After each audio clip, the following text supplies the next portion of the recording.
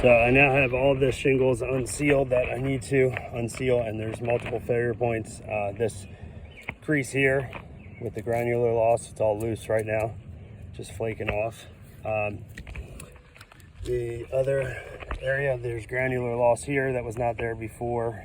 It's starting to show up here a little bit up top.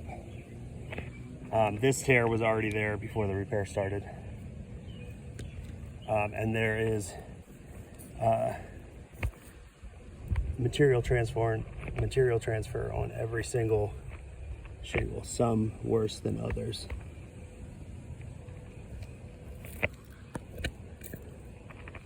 Right there. So these will not reseal